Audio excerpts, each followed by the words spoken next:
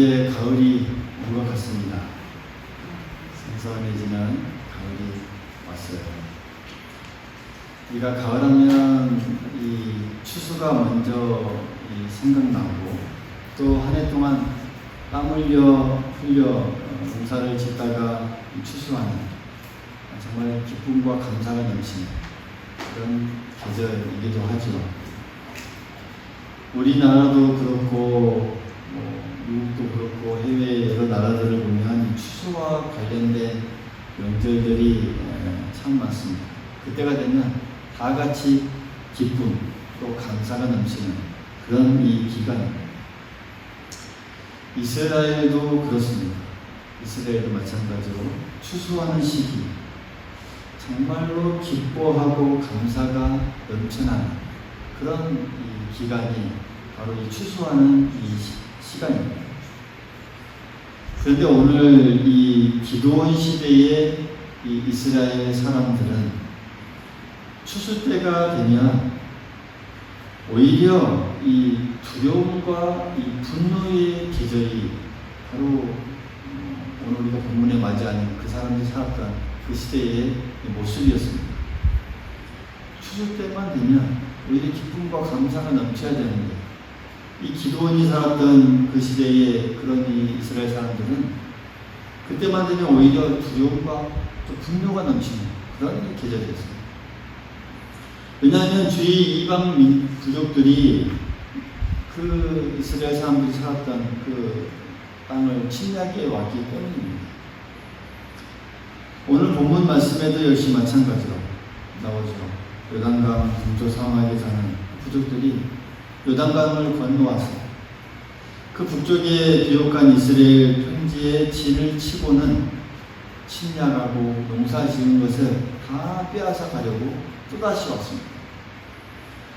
땀을 흘려서 농사 지어서 이제 땀 흘려 농사 지어 수확할 때가 되니까 이제는 강도들이 먼저 와서 다 빼앗아갑니다.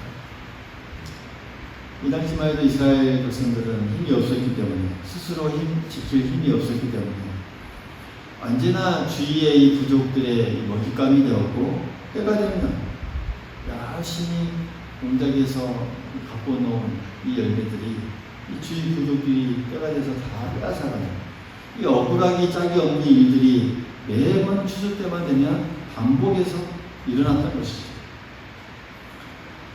오늘 말씀은 그렇게 이 외적들이 침입한 이 절박한 이런 상황에 처했을 때, 오늘 34절의 말씀을 보면 여호와의 영이 기드온에게 강림한 그런 장면으로 나옵니다.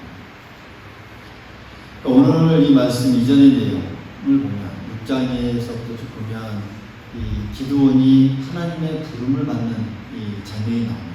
내가 너를 쓰겠다. 그런 이 장면이 오늘 이전의 내용이 나오는데, 그러면서 기드온이 이 사람들에게 제일 먼저 한 일이 있는데, 그것은 바로 그들이 가나안의 이 사람들의 이 우상을 섬겼고 또 세속적인 것에 빠져 있는 그런 모습들이 있는데, 그들의 우상을 다 파괴하고 그리고 하나님께 예배를 회복하는 그런 어떤 쉽게 말하면 영적 갱신을 먼저 이 기드온이 실시를 했습니다.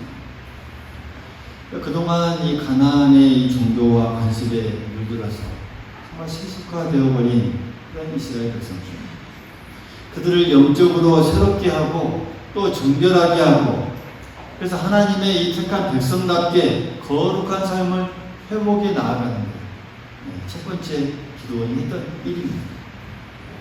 그러면서 그런 기드온에게 이 다음으로 오늘 이 말씀, 하나님의 영이 강림한 것입니다. 다시 말씀드리면 성령이 강림한 것이죠. 성령이 그에게 강림하자 성령께서 그를 사로잡고 그 마음을 온전히 지배합니다. 이 성령의 감동으로 그 마음이 뜨거워집니다. 그러면서 그의 생각과 태도가 이제 다 바뀌게 되었고, 이제는 인간적인 생각들은 다 뒤로하고 하나님 중심의 어떤 생각이 그를 모든 것들을 다 그를 지배하는 그런 이 상황. 따라서 이스라엘을 구원하라고 주신 그 사명감이 다시 마음속에 강하게 그에게 자리 잡게 했던 것이죠. 그래서 이 외적이 침입하기만 하면 이 두려워하고 겁냈던 그 마음들이 이제는 다 사라지고 다시 한번 그 외적들에 대한 그것을 막아야 되겠다는 의로운 분노가 그에게 생겨나게 되고 또 민족을 불쌍히 여기는 마음이 불같이 일어나게 되고 그래서 외적을 물리쳐야 한다는 이런 강한 의욕과 용기가 다시 한번 그 마음속부터 새롭게 샘솟듯이 일어납니다.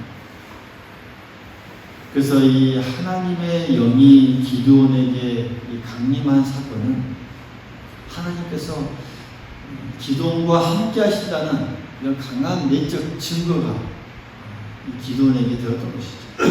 내적인 증거. 여러분, 내적인 증거라는 것은 그렇습니다. 자기 혼자만 아는 증거죠. 그렇기 때문에 내적인 증거죠. 내적인 증거. 참 그리스도인들에게도 필요합니다. 다른 사람들이 알지 못하지만 나에게는 분명한 이 증거가 되고 확신이 되는 것이죠. 다른 사람들이 알지 못하는 이런 감동과 확신이 나에게 있는 것. 그게 내적인 증거죠. 그러니까 내 안에 깊게 그것이 뿌리가 내리게 되는 것이죠. 오늘 이 기도원에게도 마찬가지입니다. 민족을 구원하라고 부르신 소명. 그 소명감이 다시금 확실해졌고 자신을 부르시는 그 일에 하나님께서 함께 하신다는 그 확신을 아주 강하게 갖게 있습니다. 이렇게 내적인 증거가 된 것이죠. 성령이 강림하는 그 사건을 통해서. 이렇게 성령 강림은 이 받은 자만이 알고 주관적이긴 하지만 또 강한 확신을 갖게 하는 놀라운 동기가 됩니다.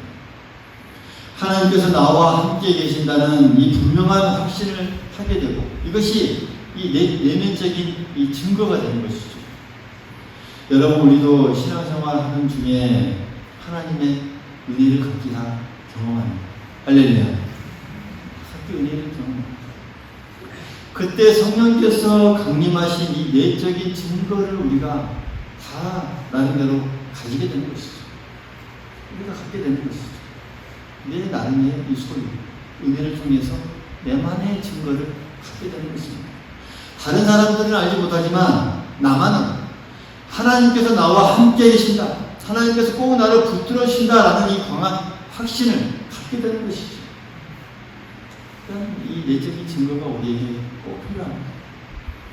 우리가 이 땅을 살아가면서 믿음 생활하면서 하나님의 은혜를 경험하면서 성령께서 내 가운데 함께 계신다는 이 내적인 증거를 우리가 다 가지면서 또 소유하면서 느끼면서 살아갈 수 있기를 간절히 소망하겠습니다. 이런 내적 증거를 경험한 이 기도는 오늘 이 용기를 내어서 다시 한번 사명을 나를 왜 하나님께서 부르셨는가. 그래서 다시 한번 확신을 갖고 한 걸음 더 그 믿음의 길로 나아갈 수 있었던 것입니다. 하나님의 영이 그에게 강림했을 때 오늘 34절의 말씀을 보면 이 기드온이 나팔을 붑니다. 나팔을 불었다라고 하는 것은 외적이 침입했음을 알리는 경고의 소식이기도 하고 또한 이 외적을 물리치기 위해 함께 다 모여라 라고 하는 그런 소집의 명령이기도 합니다. 기드온이 나팔을 불자 사람들이 모여들었습니다.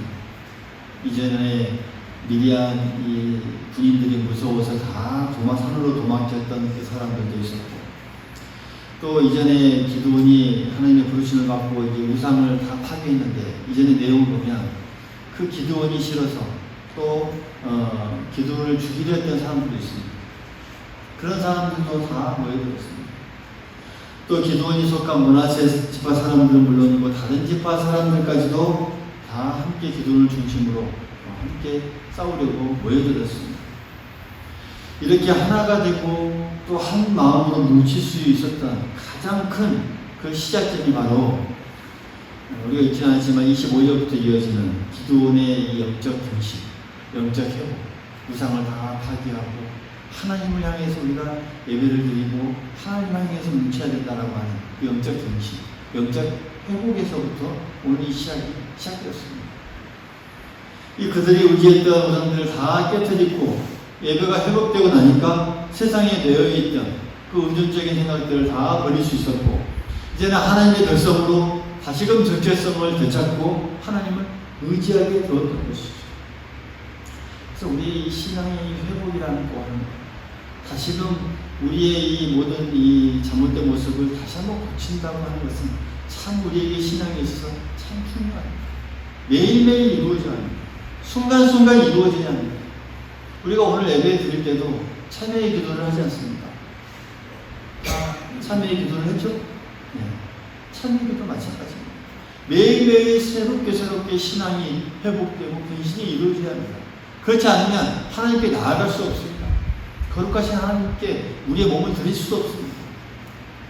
오늘 그들이 이렇게 새롭게 하나로 뭉치고 또 기도를 중심으로 하나로 한 걸음으로 뭉쳐서 나아갈 수 있었던 그 시작점이 바로 영적 중심, 예배의 회복, 영적인 이 회복에서 시작됐던 것이죠.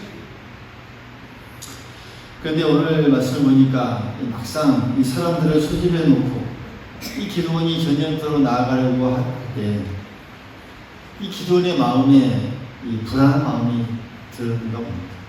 불안한 마음. 다시금 자신감이 사라져버리고 인간적인 생각이 주춤거립니다. 그러니까 기드온에게 이 미디안 사람들은 그 숫자가 엄청나게 많았고 또 그들은 싸움에 익숙한 싸움꾼이라는 것, 이 인간적인 이 생각이 그에게 번쩍 들었나 봅니다. 그래서 그들을 한번 바라보니까 다시금 불안한 마음이 들죠. 주춤거립니다. 그들을 생각해보면 그들은 이곳저곳 다니면서 남들을 침략하고 남의 것을 빼앗아서 먹고 사는 사람들이기 때문에 어떻게 전투하는지를 다 잘 알아. 남을 제압하는 이 방법을 잘 알았다. 한마디로 이 싸움꾼, 이 전투 훈련에 익숙한 사람들이었던 것이죠. 그것과 비교해보면 이스라엘 사람들은 늘 도망다니는 사람들이었고 싸움에도 익숙하지 않은 사람들이었고 싸워본 적도 없었고 승리해 본 적도 없는 그런 사람들이었던 것이죠. 이런 이스라엘 사람들을 이끌고 이 미디안 군인들과 싸우려고 하니 불안한 마음이 들었던 것입니다. 인간적인 생각으로, 인간적인 상식으로 판단하니까 이 불안한 마음이 그에게 엄습했던 것이죠. 그래서 하나님께서 이 함께 하신다는 사실에 대한 회의도 그에게 동시에 들게 되고, 하나님께서 분명히 함께 하신다고 했는데 과연 이 앞에 이 상황 앞에서 이 말씀하신 함께 하신다는 그대로 함께 해주실까? 이런 의문이 생깁니다. 분명히 이스라엘을 구원하시겠다고 약속하셨는데 과연 그렇게 될까? 이건 회의가 생기는 것이죠. 이미 하나님께서 기드온에게 함께 해주신다는 이 말씀, 증거를 여러 번 말씀해 주셨고, 또 6장의 말씀에도 쭉 보면 이 기드온에게 2번씩이나 약속의 말씀을 분명히 해주셨습니다. 그리고 그 약속의 말씀이 분명하다는 증거를 또한 보여주셨습니다. 21절에 보면 반석에서 불이 나와 재물을 살라버리는 그런 이 표징도 보여주셨습니다. 또한 오늘 말씀에도 보면 여호와의 영이 강림하는 이 내적인 증거도 분명히 그에게 보여주셨습니다. 뿐만 아니라 기드온이 나팔을 불 때도 자신을 죽이려고 했던 사람들이 다 다시금 오는 것, 얼마나 놀라운 역사입니까? 이런 증거 또한 다 보여주셨습니다. 그러니까 하나님께서 이스라엘을 구원하시겠다는 증거를 계속 보여주셨음에도 불구하고 막상 전쟁터로 나아가려고 하니까 불안해진 것이죠. 그래서 하나님께서 함께 하신다는 또한 외적인 증거를 보여달라고 또 하나님께 요청합니다. 다시금 확신할 수 있는 이 눈에 보이는 현상을 요구한 것이죠. 그것이 무엇입니까? 37절에 보면 밤이 되면 이슬이 내리는데 마당에 양털을 놓을 테니 땅은 마르고 양털만 이슬이 적게 해 주십시오 하고 이렇게 요청을 합니다. 기드온은 눈에 보이는 현상을 가장 중요하게 생각했다는 사람인 것 같습니다. 눈에 보이는 것, 이 손으로 만질 수 있는 것만이 어떤 이 믿음의 증거가 된다고 생각했던 것 같고, 어떤 외적인 증거, 객관적인 증거만 이 분명하고 확실하다라는 생각을 가졌던 것 같습니다. 그래서 이 증거를 보여달라고 요청한 것이죠. 여러분, 보통 우리도 마찬가지가 아닌가 생각이 듭니다. 또 많은 사람들이 신앙생활을 할 때 하나님의 말씀만 가지고는 잘 믿지 못하는 경우가 또 많이 있습니다. 맞습니다. 성령께서 분명하게 우리 가운데 강림하시고 역사하시고 하나님께 향한 이 믿음을 우리에게 주셔서 또 보여주시고 느끼게 해주셨는데 그것만으로는 잘 믿지 못합니다. 그래서 눈에 보이는 증거, 외적인 어떤 현상들을 요구합니다. 성경의 신약 성경에 보면 그 대표적인 사람이 바로 우리가 예수님의 제자 도마를 우리가 떠올릴 수가 있죠. 사람들이 부활하신 예수님을 만났다는 말들을 여러 사람에게 들었음에도 불구하고 듣지 못하고 직접 예수님을 내가 보지 않고는 예수님의 못자국을 보고 옆구리를 만져보지 않고는 도저히 믿지 못하겠다 이렇게 말하죠. 그래서 예수님께서 도마에게 직접 나타나셔서 모든 것들을 다 보여주신 다음에 뭐라고 말씀하십니까? 뭐라고 말씀하시나요? 보지 못하고 믿는 자들이 복되도다. 할렐루야. 예수님께서 말씀하셔요. 보지 못하고 믿는 자들이 복되다. 우리가 이 믿음을 가지는 것은 여러분 하나님의 말씀을 믿는 것이고 이 말씀은 이미 많은 증거가 뒷받침된 그러한 이 말씀들입니다. 그래서 우리가 삶을 살아갈 때 이 성령께서 감동하셔서 이 말씀에 대한 확신을 주시죠. 그리고 우리가 이렇게 믿고 나아가는 것입니다. 여러분, 우리의 삶 속에서 날마다 이 말씀을 확실하게 믿는, 그래서 그 복된 길로 나아가는 그 우리의 신앙의 모습들 참 중요한 줄 믿습니다. 할렐루야. 보지 않고 우리가 믿을 수 있는 이 말씀을 가지고 우리가 확신을 가지고 나아가는 신앙, 그게 얼마나 크고 놀라운지 우리가 깨달을 수 있어야 합니다. 보지 않고 믿는 믿음, 이게 더 복된 믿음이고 더 큰 믿음인 줄 우리 모두 믿을 수 있기를 간절히 소망하겠습니다. 그러나 기드온은 이런 그렇지 못했습니다. 뭔가 보고 만져보고 싶었습니다. 기드온이 눈에 보이는 증거를 하나님께 요청하고 아마 밤새도록 기도했을 것입니다. 확신할 수 있는 증거를 주시도록 아마 간절히 기도했을 것입니다. 이 전쟁 앞에 불안과 두려움을 한꺼번에 깨끗이 씻을 수 있는 이 증거를 꼭 달라고. 그래서 자신에게 확신과 자신감과 담대함을 주시도록 아마 간절히 기도했을 것입니다.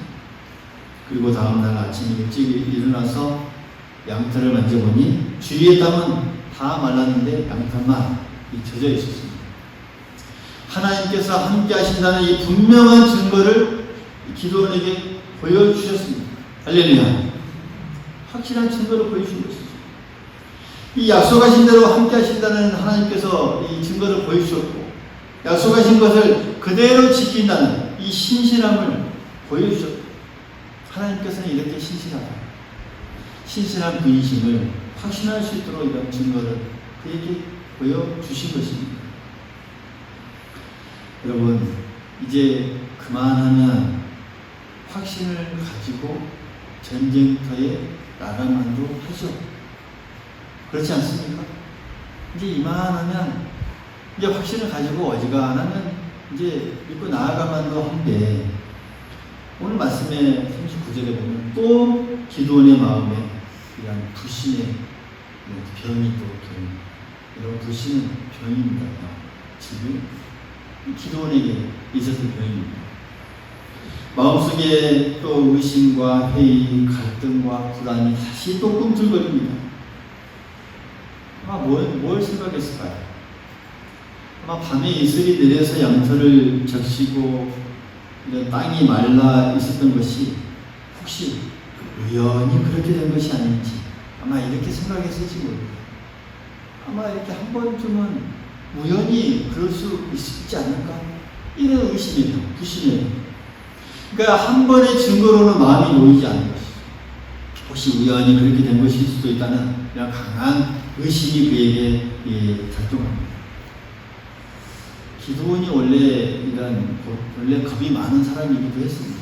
그래서 이전에도 미디안 군사가 쳐들어왔을 때 미를 포도주 타작하는 데 가서 숨어서 타작할 정도 겁이 많은 사람이었습니다.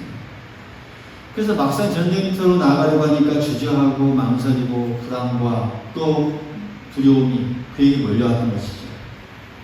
마음 한쪽에서는 하나님께서 함께 계셔서 분명히 구원하려 주신다는 그런 확실한 믿음이 있는 반면에 또 다른 한쪽에서는 이렇게 강한 이 미디안과 전쟁을 이길 수 있겠냐라고 하는 그런 이 의심, 또 인간적이고 또 비관적인 이런 두려움, 그에게 함께 자리 잡고 있었던 것이죠. 이 두 가지의 마음이 그 마음속에 갈등이 일어났던 것입니다. 여러분, 이처럼 어떻게 보면 우리 인간이 이렇게 연약합니다. 할렐루야. 연약합니다. 우리가 예수님을 믿고 늘 나아가고 있지만 또 우리의 마음도 이런 마음과 같은 때가 얼마나 많습니까? 마음 한쪽에서는 강한 믿음과 확신이 있지만 또 다른 한쪽에서는 때로는 이 불안과 회의가 늘 둥지를 틀고 있는 게 우리의 인간의 모습이 아닌가 생각합니다. 우리들의 마음인 것이죠. 그래서 우리가 그것을 늘 인지하며 나아가야 합니다. 우리가 어쩔 때는 믿음 가운데 강한 확신이 있고 나아갑니다. 그러나 또 우리가 세상에 살아가다 보면 때로는 이 불신과 회의가 늘 우리 마음속에 둥지를 틀고 있습니다. 그래서 우리가 시작만 하면 그 의심과 불의가 확 마음속에 밀려오도록 늘 깃들고 있습니다. 시험 복잡한 마음, 늘 준비를 하고 있습니다. 이 우리의 마음입니다. 그래서 사도 바울이 이 자신의 이 고백하죠. 내 마음으로는 하나님의 법을, 육신으로는 늘 죄의 법을 섬긴다라고 고백하면서 오라 나는 공고한 사람이로다 라고 하나님 앞에 탄식하는 이 사도 바울의 모습을 우리가 또 볼 수가 있죠. 이렇게 인간은 우유부단하고 갈등하면서 불안하고 두려워하는 존재입니다. 이 기도원은 그런 존재를 오늘 보여드리는 것이죠. 그래서 자기가 연약한 존재이고 의심 많은 존재라는 것을 하나님께 고백하면서 다시 한번 하나님께서 함께 하신다는 증거를 보여주시도록 요청합니다. 그러면서 이제는 이전과 달리 땅은 이슬에 젖고 양털만 마르게 해달라. 반대의 이 상황들을 또 요구합니다. 하나님께서 여러 번 증거를 보여주심에도 불구하고 계속해서 또 다른 증거를 보여달라고 이렇게 요청하는 것이죠. 여러분 한번 생각해 보십시오. 아버지와 아들이 있습니다. 그래서 이 아버지가 이 아들에게 열심히 공부해라. 그러면 너가 대학 가는 학비를 내가 책임지고 도와줄 테니 공부만 열심히 해라. 그 말을 믿고 아들은 공부를 열심히 합니다. 근데 조금 있다가 아버지에게 와서 아버지 학비를 도와준다고 했는데 분명합니까? 라고 묻습니다. 걱정하지 마라. 다시 가서 열심히 공부하라. 또 다시 조금 위에 와서 약속이 확실한지 또 묻습니다. 그래도 못 믿어서 이제 아버지 못 믿는 것은 아니지만 분명한 것은 좋으니까 하나 각서를 써주십시오 합니다. 그리고 조금 있다가 또 와서 아버지 못 믿는 것은 아니지만 뭔가 확실히 해놓은 것이 좋으니까 우리 보증인을 세웁시다. 또 조금 있다가 와서 아버지 이제 이 집을 담보로 해서 하나 담보를 합시다. 여러분이 아버지라면 어떻게 하시겠습니까? 그런 아들을 두었다면 우리가 어떻게 반응을 보이겠습니까? 아버지가 이 약속한 이 확실한 이 말에 믿지 못하고 계속해서 이 다른 증거들을 요구한다면 이것은 결국 아버지에 대한 무례가 아니겠습니까? 무례함이죠. 마찬가지입니다. 하나님께서 기드온에게 약속의 말씀을 주셨고 또 크고 작은 여러 증거를 보여주심에도 불구하고 계속해서 다른 증거들을 요청하면서 하나님을 시험하고 또 불신하고 있는 이 모습. 어쩌면 무례하게 하나님을 괴롭히고 있는 것과 같다라고 우리가 볼 수가 있습니다.